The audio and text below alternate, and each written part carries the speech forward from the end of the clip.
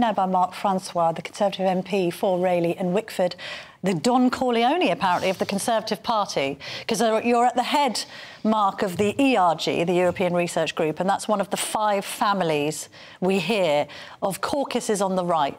I mean, is this all a bit ridiculous to be talking about 5 families and you're some sort of godfather and Don Corleone figure? I think it's probably a bit overblown, Camilla. Yeah. My late mother Anna was Italian, so I'm half Italian by birth. You? My middle name is Gino. Is it now? Yes. God, knock us up a pasta pesto. Well, look, so there's some Italian heritage there, but I think some of your colleagues in the media have been getting a little bit excitable about this. But look, this problem is a problem across the Western world. It's not just a problem that's unique to the United Kingdom. What, immigration you're talking about? Yeah, illegal immigration. Yes. Mass immigration. And we need legislation that will allow us to stop the boats coming. The Prime Minister pledged to do it. We have to deliver that pledge. The issue is the bill as it's currently drafted, as pointed out by the so-called Star Chamber, our team of legal eagles led by Sibylle Cash, pointed out there are a number of holes in the bill.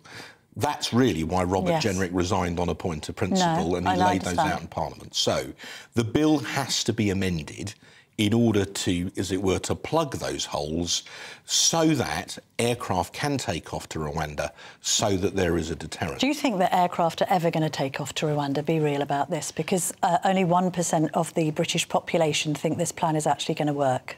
They could do, providing the legislation is sufficiently robust to permit it happen. But then isn't it a fair argument to say that you and your fellow caucuses are in danger of making perfect the enemy of the good? Well, because the legislation is there.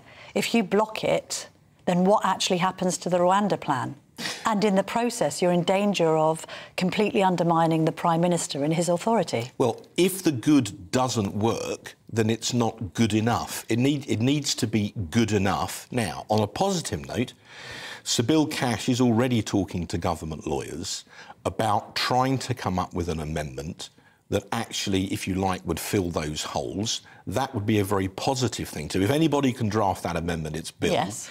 So he and others are talking to the government in a positive way about trying to draft something to make sure that the bill is fit for purpose, and that amendment will be tabled in time for the committee stage, which is probably going to be in the second half of January. Michael Gove told me on the show last week that he felt that this deal, because we were talking in terms of it being half fat or full fat, and I was saying that the righties wanted it to be full fat, and he replied that it was Jersey gold top legislation.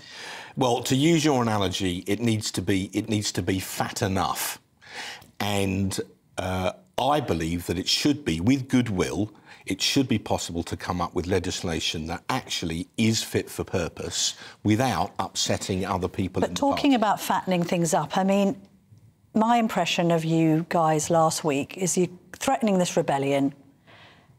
Are you just turkeys voting for Christmas? You conclude, actually, in reality, that you're not going to vote against the legislation, even though you don't like the legislation. So you decide to go for an abstention, which is sort of a fudge, a fence-sitting exercise, because you're all deeply worried about losing your seats. I mean, the criticism of you, your caucus of MPs, is that you're just blowhards and your bark is bigger than your bite. Otherwise, you would have voted the legislation down. So we abstained because we took the Prime Minister at his word, so we took a more moderate course of action, and now we're being criticised for it.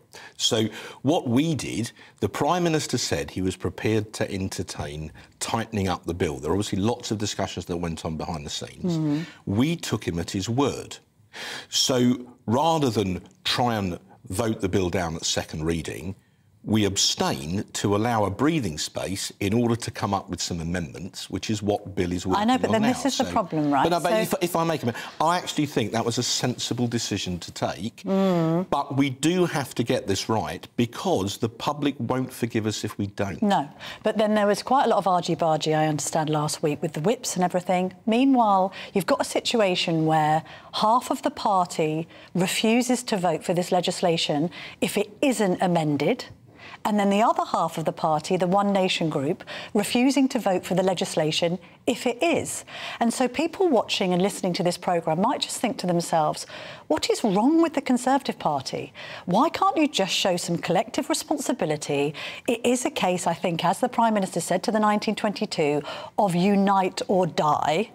I mean, just how many Prime Ministers does the ERG and other groups want to bring down over legislation? Well, look, Damien Green heads the One Nation caucus, so you could say sort of my opposite number, if you like. And we were chatting quite amicably at a number 10 reception in the week. Some journo wrote up that, you know, we hate each other's guts. We don't. We both fought the same seat. We both fought Ken Livingstone in Brent East when we were starting out in our political careers. Damien fought it in 92, I fought it in 97.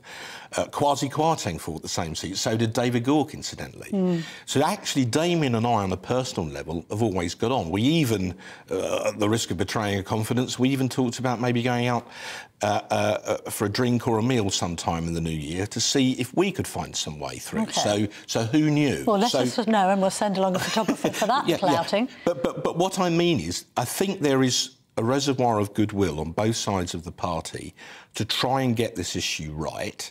And I think we have to do that because we've had previous legislation that said it would help to stop the boats. Now, in fairness, the flow has reduced. It's down by a third, but it patently hasn't stopped. And what I think we need to do is to get people from across the Conservative Party to try and work together to see if we can find a way through. What do you think of Rishi Sunak as Prime Minister? Because you never supported him. He's not your kind of Tory. So is he mismanaging this whole situation? No. I think, let me put it like this. Stopping the boats is necessary, but it's not sufficient. Where are we? Some people think there could be a general election on the 2nd of May to coincide with the local elections. Do you think that? Well, my instinct is, partly for economic reasons, it's going to be the autumn. But it could be. Let's just assume for a moment it's the 2nd of May, right? In which case, even if you have a relatively short campaign, Parliament would have to be dissolved, you know, which is the starting gun for the general election, in mid-April. Today is the 17th of December, so we're less than 4 months from the beginning of a general election campaign in that scenario. We've been 20 points behind consistently in the poll of polls for longer than that. John Curtis, the BBC's, you know, electoral guru, said if things stay as they are, we could be reduced to 130 seats. That's where we are, and there's no point pretending that we're not. So I would say that, you know, whether you're in the ERG or the TRG, across the Conservative Party, it is time to wake up and smell the coffee. Because if things remain as they are, we are heading for a defeat. We don't want to lose. We don't want a Labour government. So we're all going to have to work together to do something about it. What should that something be? We have a number of good policies, but they're atomised. I think what's missing, and some of your colleagues in the media have pointed this out, you've pointed this out, there's no overall compelling narrative, as you would say. Right. There's no overall Well, give me a narrative that you would like the Prime Minister to spout. Well, let me just finish the point, and then, you know, what we need is an overall story, a song to sing, if you like, that we can take out on the doorstep. All right, so what are the lyrics of this song, Mark? Well, I'd give you one example, personally, rather than write the manifesto sitting here in your studio.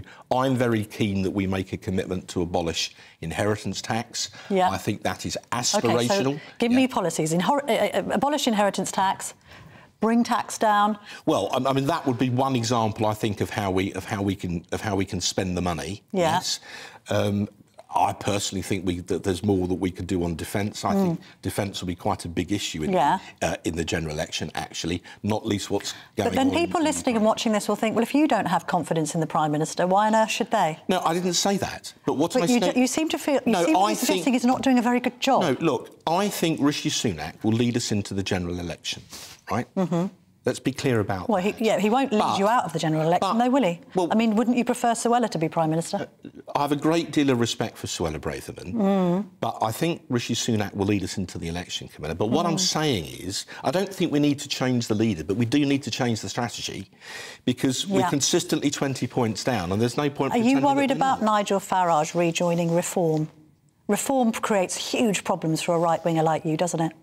Well, I've known Nigel for many years. You know, he's a rock-star politician. There's no denying. Would you like him back in the Tory party? Well, I think we've always been a broad church. I think there's some room on the right pew. Is there? All right. So would you like Nigel Farage to be in the party and be a future Prime Minister under the Tories? Camilla, I think you're going about 5 fences ahead. Your question to me was, can I countenance Nigel Farage one day rejoining the Conservative Party? And I think the answer to that is yes. So you'd rather him join the Conservative Party than the right-wing caucus to which you belong breaking away if there's electoral oblivion come next year and going to Reform? Would you countenance going to Reform? No, I don't think we want to break away from anywhere. We're Conservatives. Look, whether you're me or Damien Green, you don't want Keir Starmer to win the election. You don't want a Labour government, right?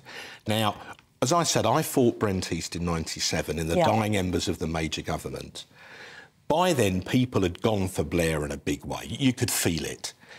What is different, here's our opportunity, if we take it, people have not gone over to Starmer anything like in the same way they did for Blair, because the public look at Starmer and they see something of an empty vessel.